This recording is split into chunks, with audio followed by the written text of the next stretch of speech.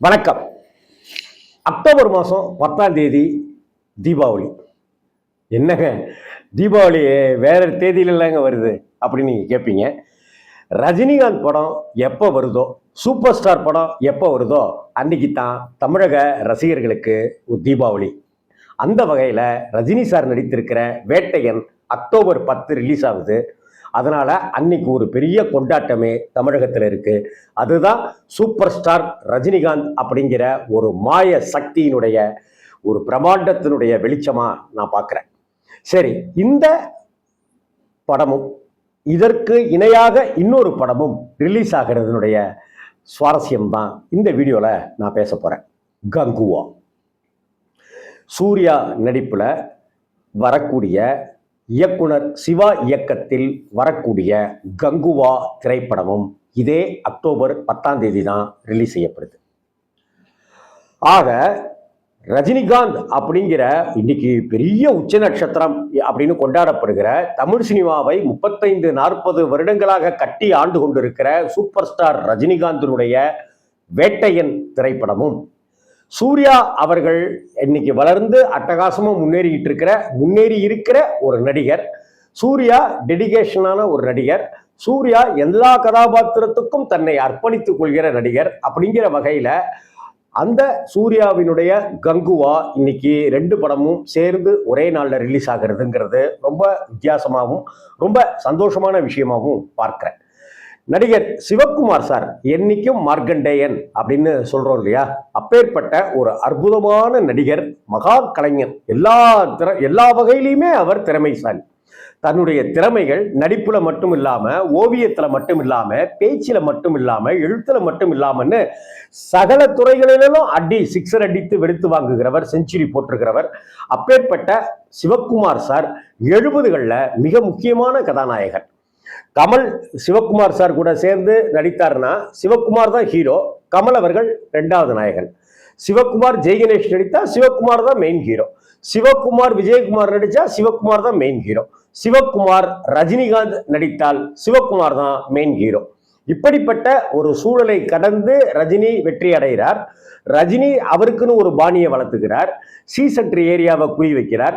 Sivakumar sir தன்னுடைய இயல்புல இருந்து சற்றும் பிசகாமல் அவர் தனக்குன்னு ஒரு பாணியெல்லாம் உருவாக்கிக்காம கதைக்கு என்ன தேவையோ அதெல்லாம் கொடுத்து ஒவ்வொரு விதமாகவும், வண்டி சக்கரம் படத்துல ஒரு விதமாக நடித்திருப்பார், ரோசாப்புர விக்கைக்காரியில ஒரு விதமா நடித்திருப்பார், இன்று நீ நாளை நான் சிவகுமார் சார் ஒரு விதமா இருப்பார்னு சிவகுமார் சாரை அவருடைய படங்கள் ஒவ்வொன்றுத்தையுமே நம்ம பேசிக்கிட்டே இருக்கலாம். அப்படிப்பட்ட ஒரு அற்புத கலைஞனவர். ஜேகேபி அப்படிங்கிற அந்த சிந்து பைரவியினுடைய இசைக்கலைஞருடைய கதாபாத்திரத்தை சிவகுமார் சார் தவிர வேற யாருமே பண்ணிட முடியாது. அக்னி சாட்சியினுடைய அந்த அரவிந்தன் அப்படிங்கிற கதாபாத்திரத்தை சிவகுமார் சார் தவிர வேற யாரையுமே நம்மளால யோசிச்சு பார்க்க முடியாது. அப்படிப்பட்ட ஒரு அற்புத கலைஞருடைய மகன் சூர்யா அவர்கள் இன்னைக்கு ரேஞ்சுக்கு கமல் தவிர்த்து பார்த்தோம் அப்படின்னு சொன்னா, விக்ரம் சார் அவர்களும், நடிகர் விக்ரம் அவர்களும், சூர்யா அவர்களும் டெடிகேஷனோட அர்ப்பணிப்போட பல கதாபாத்திரங்களை முயற்சி செய்து பண்ணக்கூடியவங்களா இருக்கிற ஒரு நல்ல கலைஞர்கள்.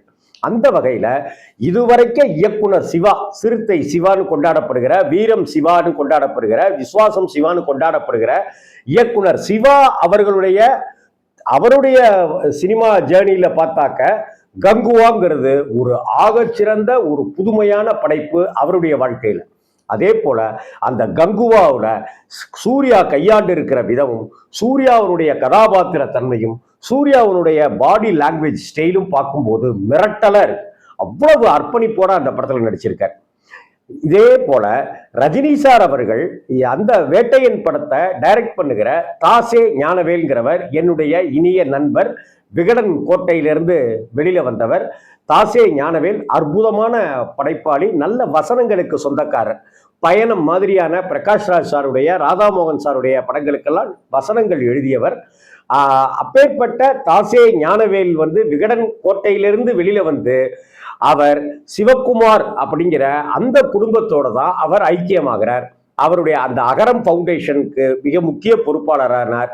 அதை அடுத்து தாசே ஞானவேல் அவர்களுக்கும் சிவகுமார், சூர்யா, கார்த்தி குடும்பத்தினருக்கும் அவ்வளவு ஒரு பந்தம் உண்டு.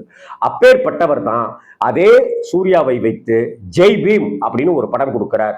மிக பெரிய தாக்கத்தை ஏற்படுத்துச்சு, மிக பல விருதுகளை அந்த படம் வாங்குச்சுங்கிறது நமக்கு தெரியும். அந்த தாசே ஞானவேல் அவர்கள் இன்னைக்கு ரஜினியை வைத்து வேட்டையன் எடுப்பதும், அந்த சூர்யா அவர்கள் இயக்குனர் சிவாவின் இயக்கத்துல இந்த வேட்டையனுக்கு இணையாக கங்குவா படத்தை அக்டோபர் 10ஆம் தேதி கொண்டு வருவதுங்கிறது தமிழக சினிமாவில் இந்த வருடத்தினுடைய 2024ஆம் வருடத்துல மிக முக்கியமான படமாக போட்டியாக பார்க்க வேண்டியிருக்கு. சமீப காலங்களில் அப்படி போட்டி படங்கள்னு எதுவுமே இல்லை. ஒரு படம் ரிலீஸ் ஆகும், ஓடும், அடுத்த படம் வரும், அது ஓடும் அப்படிங்கிறது தான் இருக்கு. ஆனால் இப்படி ஒரு பிரம்மாண்ட போட்டி அப்படிங்கிறது வேட்டையன், இந்த பக்கம் கங்குவா. இன்னும் இதுல இன்னொரு சுவாரஸ்யமும் இருக்கு. தாசே ஞானவேல்ங்கிறவர் சிவகுமார் குடும்பத்தால் இன்னும் வளர்க்கப்பட்டவர். அவர் டைரக்ட் பண்ற படம் ரஜினிகாந்தனுடைய வேட்டையன் அக்டோபர் 10 ரிலீஸ். இயக்குனர் சிவா அவர்களால் சூர்யா நடிக்கிற கங்குவா திரைப்படம் அதே அக்டோபர் 10 ரிலீஸ். இதுல இன்னொரு கூடுதல் சுவாரஸ்யம், கங்குவா அப்படிங்கிற பேர்ல ரஜினிகாந்த் ஒரு ஹிந்தி படத்துல ஏற்கனவே பல வருடங்களுக்கு முன்னாடி நடித்திருக்கார் என்பது. இந்த அக்டோபர் 10க்காக நான் ரொம்ப ரொம்ப ஆவலோட காத்திருக்கேன். நீங்களும் அந்த வேட்டையன் படத்தை ஃபர்ஸ்ட் பார்ப்பீங்களா அல்லது கங்குவா படத்தை ஃபர்ஸ்ட் பார்ப்பீங்களா? சூர்யா வளர்ந்து கொண்டிருக்கிற வளர்ந்து விட்ட ஒரு கலைஞர், ரஜினி மிகப்பெரிய உச்சத்தை தொட்டு இருக்கிற ஒரு மகா கலைஞன். அந்த 2 பேருமே வெற்றி அடையணும் அப்படின்னு ரிலாக்ஸ் வித் ராம்ஜி சார்பா நான் வாழ்த்துக்களை தெரிவிச்சுக்கிறேன். கங்குவாவா வேட்டையனா அப்படிங்கிற போட்டியில உங்களுடைய பக்கம் யார் பக்கம்? வணக்கம்.